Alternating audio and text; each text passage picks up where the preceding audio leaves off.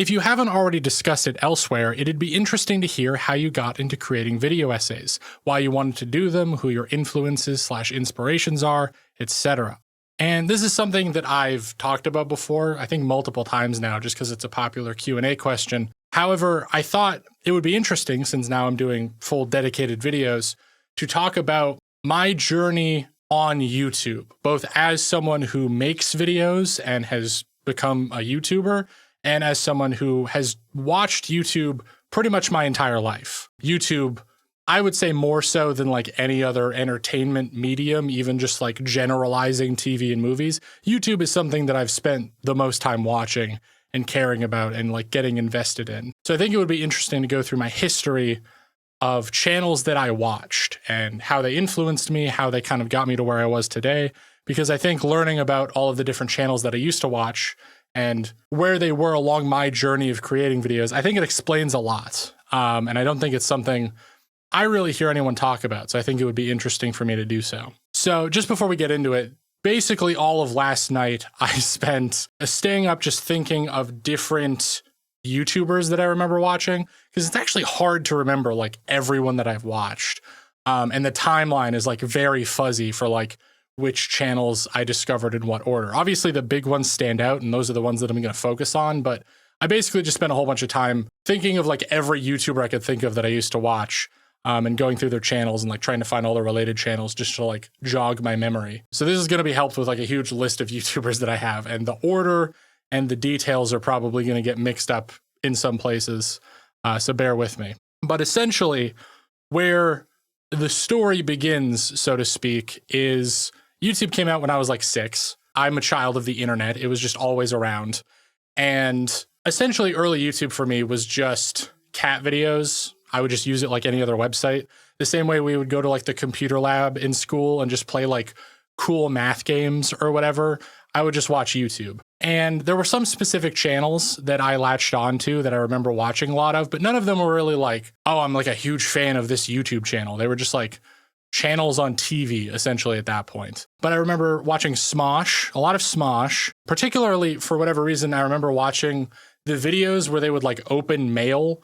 That, for whatever reason, is like stuck in my head instead of like the skits they would do or like the more produced videos that might have more views. I don't even know if it was on a second channel or something. I don't remember the specifics, but that's what I remember is like mail time with Smosh. I remember watching Tobuscus, I don't even know what they would be, like music videos where he's just narrating over like a game trailer. I think there was a title that they had. I don't remember what it is, but like the Assassin's Creed Brotherhood video where it's him talking about like just narrating all the things that's happening very literally in like a sing-song voice. That was something that like me and my friends would just talk about constantly and like quote and like sing out loud and stuff. And the same way, probably the biggest one that everyone would talk about was epic rap battles of history. That was huge. Everyone talked about this. Everyone knew it. I was a huge fan for a very long time, pretty much until like that most recent break that they took. They're now back, but they took a break a while ago. I was watching like every video as it came out. I have so many of their videos like memorized in my head, where like lyrics to old songs I'll forget, but I could like run through the entire Stephen King versus Edgar Allan Poe rap battle like right now on the spot. I was just huge into them for some reason. But they were all, again, just like channels you would watch a couple of videos from. They didn't like upload regularly or anything. You didn't really think of them as like, oh, YouTubers, because it was just like channels, right? Like a TV channel type of thing. The first YouTuber I remember watching where I thought of them like as a YouTuber was early middle school. I'll tell you the video that I found and you can find the exact day it was uploaded. But I was about 11 maybe. And we'd gone essentially to the high school end. We got paired up with like a high school class where we went up to the chemistry lab. And I think they had us like make ice cream or something. It was really like forgettable, but it was high schoolers and middle schoolers together, and they would pair us up to like join the classes because it was a really small school. So we didn't have like a lot of people. And after they'd done whatever it was, they essentially just left us to our own devices for like the rest of the period. So we were just hanging out in the high school end, like, whoa, this is so cool. And along the side wall of the chemistry lab was like a bunch of computers. And so I remember a bunch of high schoolers going to one of the computers and starting to watch a YouTube video, and they were just dying laughing. They were playing it super loud so I could hear like glimpses of it, and they're just cracking up, right? And so I go to watch it, and I'm leaning over like, oh, what's this video? And it is a Pokemon trainer with like a Pokemon. And they're battling like another Pokemon trainer with a Venusaur, and it's this animated video, and the Venusaur is talking like a really monotone voice, and everyone's saying fuck constantly. And I just start laughing myself. I'm like, this is amazing. So I look at the video and it's titled Poke Awesome. I'm like, okay, cool. Let me look that up when I get home. And I look it up, but I find the channel Egoraptor. And I'm like, this is amazing. These are so funny. It's all of these Newgrounds era Flash animations, which for someone who was like just on the precipice of like, you know, I'm 11, 12 years old at this point, like, oh, I'm going to become a teenager. I like adult stuff. And he's saying fuck constantly and making video game references, which were something that I liked, even though I got none of them because they were all about video games I had never played. But I basically fell in love with the Egoraptor. I just loved their channel, their videos, everything about them. Started watching a bunch of other Newgrounds animators, like everyone in their circle that I could find that would like get recommended. And I was just, that was my first obsession. So I started watching them a lot. And I remember the day that Egoraptor uploaded a video being like, here is this new channel that I'm going to come out with, where it's like a Let's Play channel with me and someone else. Go check it out. It's going to be this weird thing. And so I go and check it out, and it's this channel called Game Grumps. And I'm like, wow, that's like so cool. I can't wait for that. And I went and checked out JonTron's channel at that point, and another just like spark, like a flash of like inspiration, I guess, as I just watch all of JonTron's videos, and just, they're like the best things I had ever seen. I'm telling all my friends about it. I'm, you know, like reciting the videos, quoting them, playing them back over and over again, watching a bunch of them. Like, these are so funny, right? And it was around that time that I was also watching Egoraptor's sequelitis videos, where they're these longer, essentially proto, like what video essays about games are now today, but in like an earlier format. And so I'm watching JonTron and Egoraptor, just falling in love with both of their channels, essentially. And then they start Game Grumps. And something that I can, I guess, brag about, it's not really anything to brag about, but something that I vividly remember is that I watched every single JonTron era Game Grumps video the day it came out. I did not miss a single day. And this is several hundred videos. I don't even know how many it would be. I don't think they might have been uploading more than one video a day at that point. I know that they did after JonTron left, because they uploaded like 3 videos a day, and I thought that was like ridiculous, but they were uploading a lot, and I was watching every single one of them immediately after I got home from school. Fell in love with Game Grumps. And from there, I also fell in love with like Let's Players. That's essentially where I discovered them. I'm just like, I need to watch anyone and everyone playing video games and talking over it, essentially. So I start watching PewDiePie. There's a channel, Uber Haxernova. I'm watching like the CNanners video where one of them saying like, I can smell you with Morgan Freeman's voice. I'm watching like Captain Sparkles and those like Minecraft music video parody things. Just any Let's Player I could think of, I'm watching. And this is where I get inspired to start making videos. Before, I'm like, videos on YouTube are cool, but this is sort of the point where I'm like, oh, these are just people playing video games and like talking over them. That's something I could theoretically do. Like, why don't I try to make a video? And already with my track record of YouTubers that I'm talking about here, it's not like perfect. Some of them have had some controversies. The YouTuber that I can specifically credit with making me want to start a YouTube channel is a collaborator of PewDiePie named Cryaotic. Very weird to be a fan of them nowadays, but I was a huge fan back then because they were like a faceless YouTuber playing like horror games that I just thought was really cool. And they collaborated with PewDiePie, which is I think how I found them. And I was like, oh, if they can make videos, I can, because it's like faceless. It's like you just need a microphone, and they're like making good videos, I thought. So already we're off to like not a great start. One of the other channels that I start watching that sort of like spurs me into action is Rooster Teeth. We're 2 for 2 now. Well, more than that considering some of the other channels I named, but 2 for 2 definitely.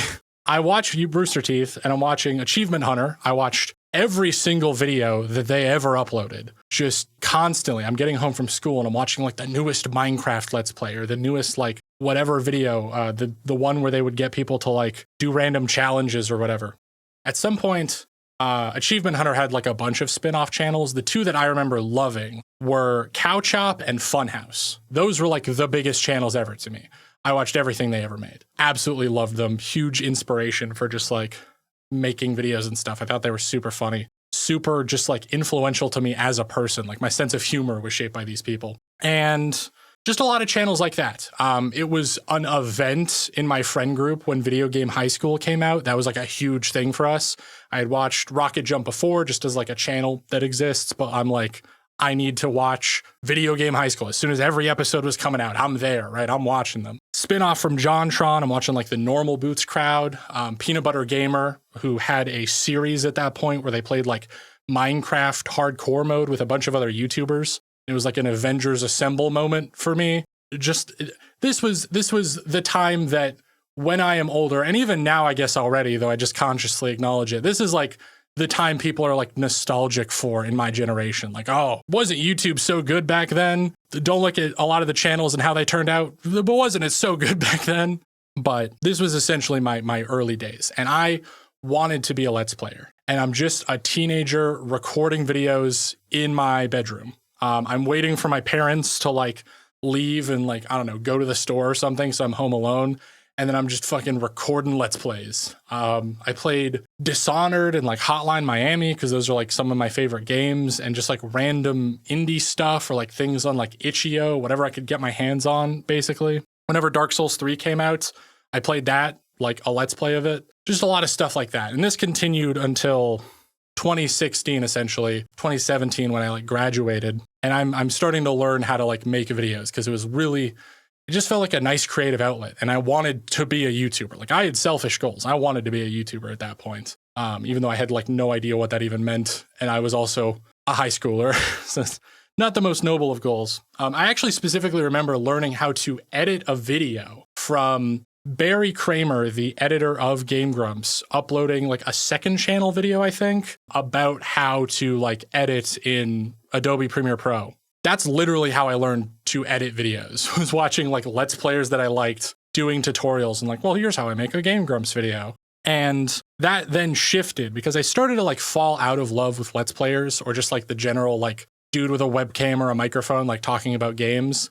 And I wanted something with what I thought was like more substance. And I was a huge computer nerd at the time. I had built my own PC. It's still the PC that I have, though I've like Ship of Theseus'd it into oblivion. But I like built my own PC. I'm a PC gamer, love all of these like technical details in video games, wanted to be a game creator, like a game designer when I grew up. And so I'm like, well, I need to like find channels that reflect that. And so I got really into Yahtzee Croshaw. Jim Sterling was a huge one. And the biggest one by far to me was Total Biscuit, who made these technical reviews, talked a lot about the game industry itself, which was like refreshing to me at the time. Super intelligent person, very well spoken, and just like hugely influential to me from like pivoting from like, I just want to make videos being funny playing games, to like, oh, I care about the gaming industry. I care about like some of these topics. And unfortunately, Total Biscuit had passed away. And if you know Total Biscuit, you'll know that this was a pretty huge event just online in general, but especially in like this sort of community. And it's pretty much the first person who I did not personally know, who I remember hearing about their death and just crying like all day. It was devastating to me. And essentially I graduated high school. I wanted to go to college. I lived with my uncle in the big city for a year, decided to take a year off, but eventually got into college, and my YouTube watching just sort of fractured. I was still watching a lot of game channels, but now it was like, started watching Filthy Frank and like iDubbbz, a lot of channels like that. It was sort of an edgy era at the time. Edgy PewDiePie was like something that I like started watching again because I had stopped watching him for a little bit. But I started watching like a different kind of YouTube. And when I got into college specifically, I had this huge moment where I remember I was like trying to reinvent myself. I'm trying to be someone who's like, I was a shy, nerdy kid in high school, so I'm going to be this confident, super cool guy in college because nobody knows who I am there, right? And so I shifted. I became a different person. And the only thing that really broke me out of it was a relationship that I got into. And in particular, they really liked D&D. I watched a lot of D&D. Critical Role is a huge channel that I watched a lot of at that time. They introduced me to Brian David Gilbert, who I still love. The Unraveled series is like one of the best things on YouTube ever, something that I could only hope to achieve. And I found a channel, Nakey Jakey, who was also at the same time like one of the cornerstones of like influence in what I would then make on YouTube. And eventually, I do get broken up with. terrible breakup with this with this ex. A lot of the stuff that I watched with them, like D&D related content, I just like threw out completely. I can't watch it anymore. It's a testament actually to how great Unraveled is and Brian David Gilbert is that I even watched them after that, because I would like so closely associate them with my ex. And I just go into this huge depression, essentially. It's a really bad breakup. Essentially, from that, I'm so depressed that I think that I need to find some new thing to fixate on to like take my mind off of things.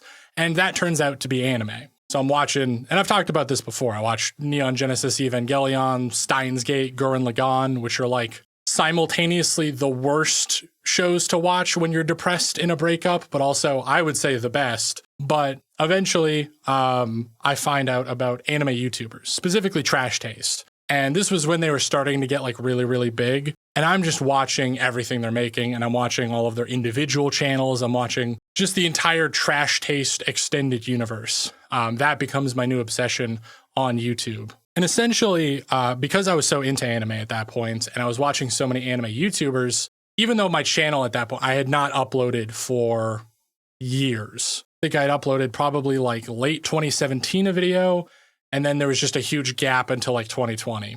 And then because I'm depressed, because I'm like, I just need something to fixate on, I think my YouTube channel really served as like this glowing beacon of like, oh, here's something that I can like invest myself towards. Here's this creative outlet.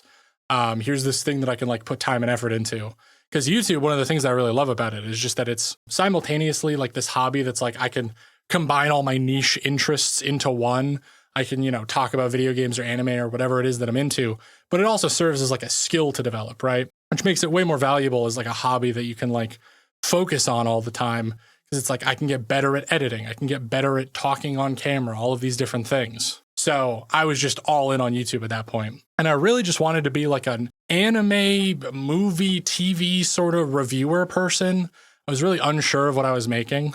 One of the videos I made that I remember did the best, and mind you, across this entire thing, I have less than 50 subscribers, right? I'm just uploading to the void, essentially. No one's watching any of these Let's Plays. The most viewed one, I think I played Black Desert Online and made like a funny moments compilation where because the game has like a really good character creator, I created like 2B from Nier Automata and then just like made jokes about that or something. And it got 1,000 views, but that's about it. And when I started like rebranding myself as like, now I'm an anime channel type person, I made a video about X-Arm, because that was the big thing to talk about, how bad X-Arm is, and Redo of Healer, where I specifically tried to do some sort of controversial, like, well, it's not that bad, and I basically just say it's like, if you think of Redo of Healer as a hentai, it's like not even really the worst thing I've seen.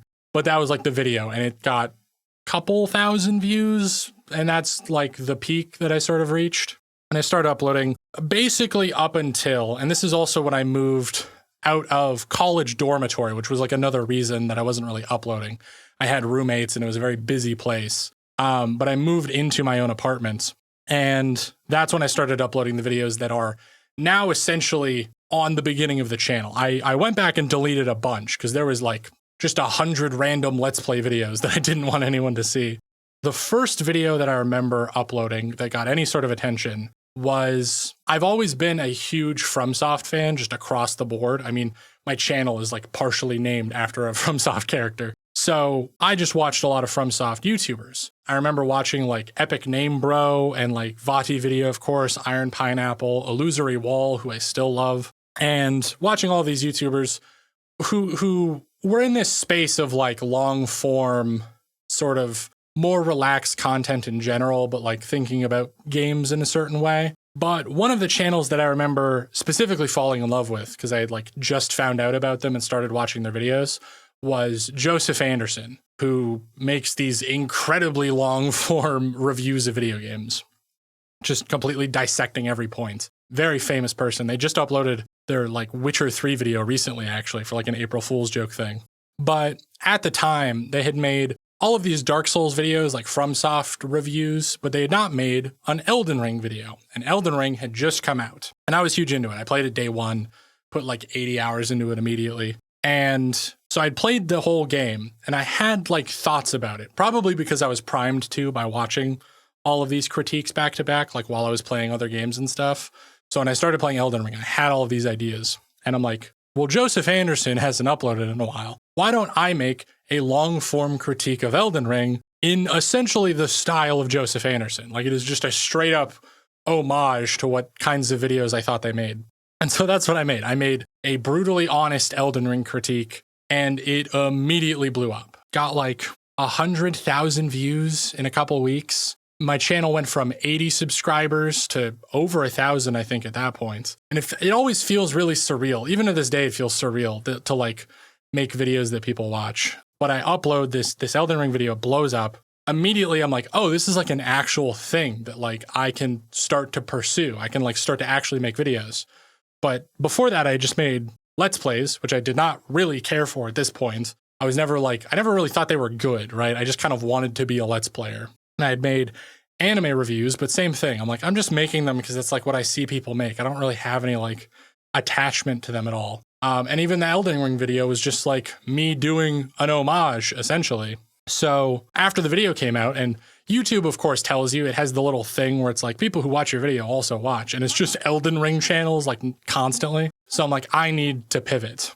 And one of the main things I think that sort of shifted everything is I found Jacob Geller, who makes long-form, very philosophical and thought-provoking videos, mostly centered around video games. So I thought that I would make that. I wanted to make a Jacob Geller video. And so I made one called Why Do Horror Games Stop Being Scary?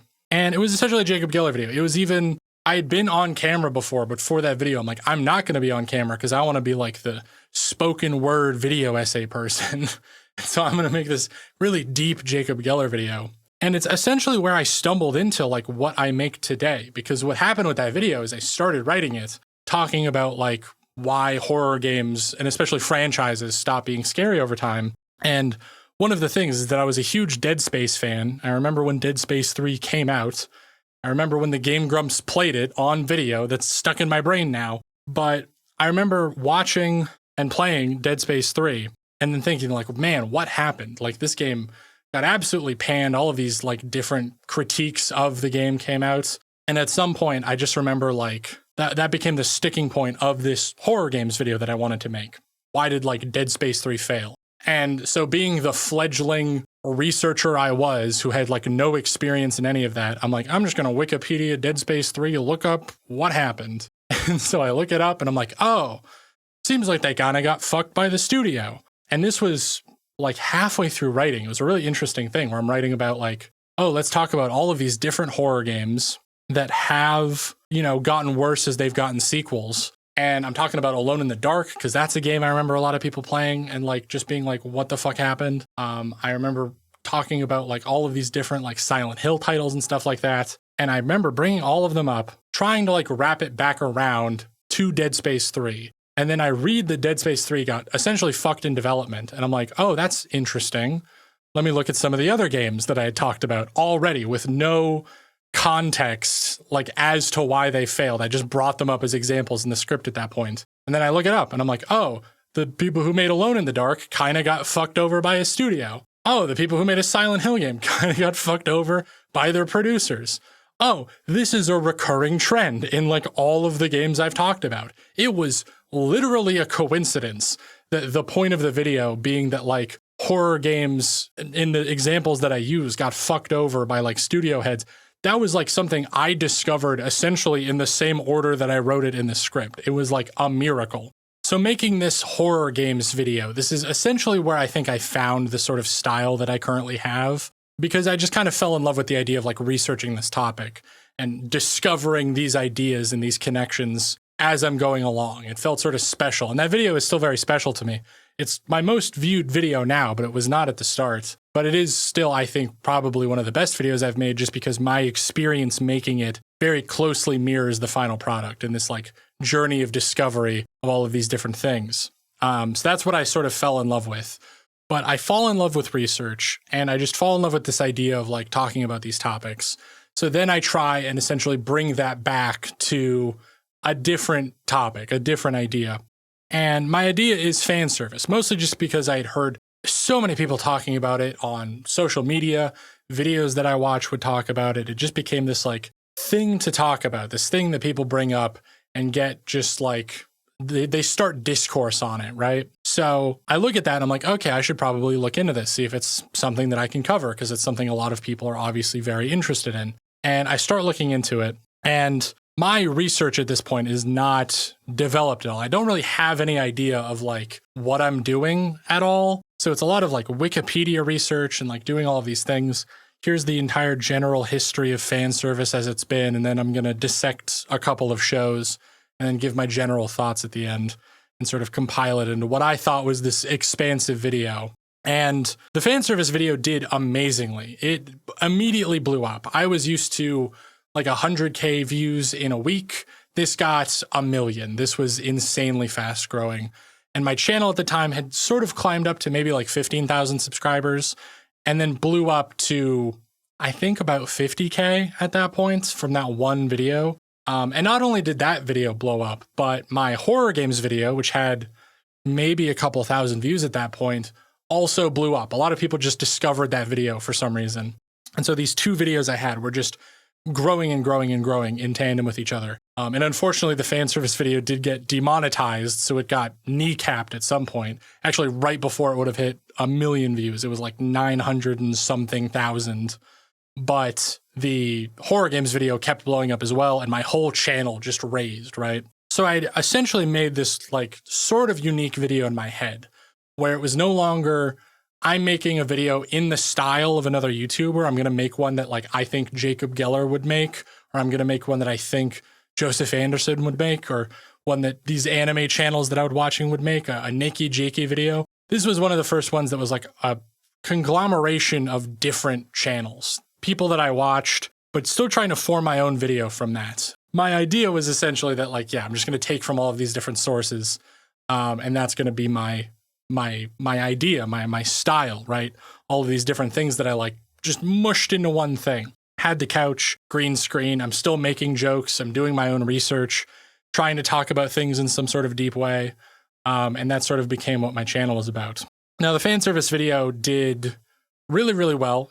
Basically, no one disliked the video that I saw. There is, and I've talked about this before, but a YouTuber named Shabes, who has a video series called AniTube Digest, had a video series. Unfortunately, they've stopped. But they talked about my video and just tore it apart for all of like the very basic research that I was doing. I did not see that for many months. No idea that was even out there. So to me, I'm like, this fan service video, everyone loves it. And so that's the weird part, right? Because immediately after I make this video, someone makes a critique of this video. And I like to just say that I saw Shabe's video and was immediately like, oh, someone's tearing my video apart for like a lack of research. I'm going to do better at research. I'm going to try and like improve.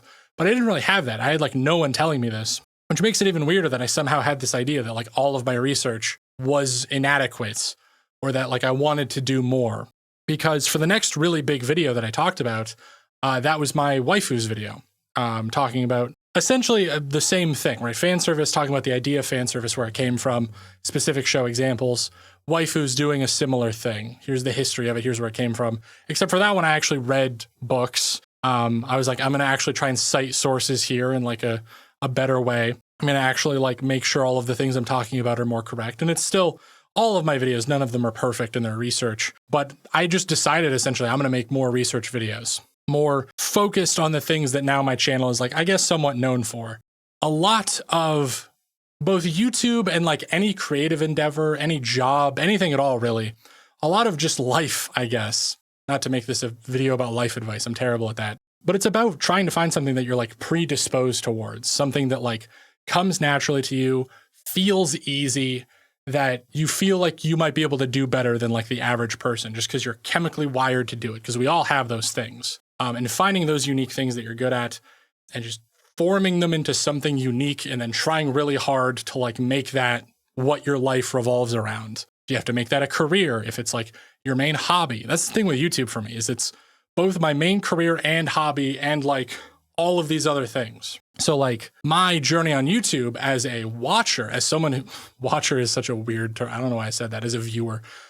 as a viewer is essentially related to that in the sense that pretty much from an early age, I knew I wanted to be a YouTuber. I had this weird, bizarre idea that I was just going to be one. Not even like I want to be a YouTuber when I grow up. I had like a delusion that I was just going to be a YouTuber. Just this weird thing where I'm like, oh, what do I think I'm going to do in 5 years? No, I'll just be a YouTuber.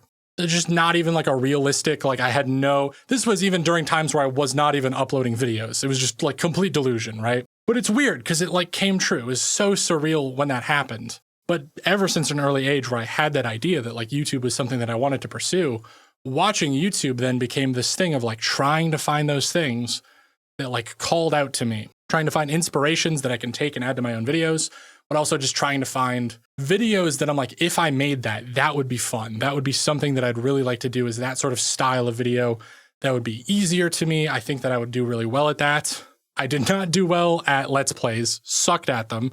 They were not entertaining. My old reviews, even though I made like a Matrix video like 2 years ago that is like still getting views somehow, I have no idea why. I don't really like those videos that much. I think they're fine. I mean, obviously there's a lot worse videos on YouTube. There's many, many videos on the platform, but like just nothing special. And I didn't feel really anything special while making them. But that horror games video was like a breaking point where it's like, this is something that I could really get into. And so then it was just about finding other channels and other YouTubers, of which now there are so many that I can't count, that I can just take little bits and pieces from and incorporate that into what I'm doing. And you can say that about like any creative field, right? A director who's made a lot of movies, they're going to talk about all the movies that they really love to watch, right? That's why it's so interesting to see those like Criterion closets or like a top 4 on Letterboxd from a acclaimed filmmaker. Because it's like they probably have these movies that they saw and were like, I want to make something like that. This inspired me. This is something I can take bits and pieces from. And YouTube is the same. We just don't really talk about online content like that because it's so not really considered the most artistic field. But that's always how I've treated it. But yeah, that's essentially my story on YouTube, my entire journey of every channel that I've ever watched, at least every single one that I have listed, as well as all of the ways that I've used them as inspiration to make my own videos. My journey as a YouTuber, someone making videos, being inspired by watching YouTube. And I just thought it was really interesting to bring up this weird parallel that I've had with a lot of them, especially near the end. Not too close a parallel, though. My track record for YouTubers as people, kind of terrible. I'm going to admit, a lot of the people that I was subscribed to and really, really loved, either full out canceled or has done illegal shit, or they are like just people I do not like. It's very weird to think about. I don't know if that reflects on me as a person. I hope it doesn't. I might just be a terrible judge of character. But yeah, that's pretty much all I wanted to talk about. It's been over an hour now of recording, and I have to edit this and get it up tomorrow. And it is currently midnight.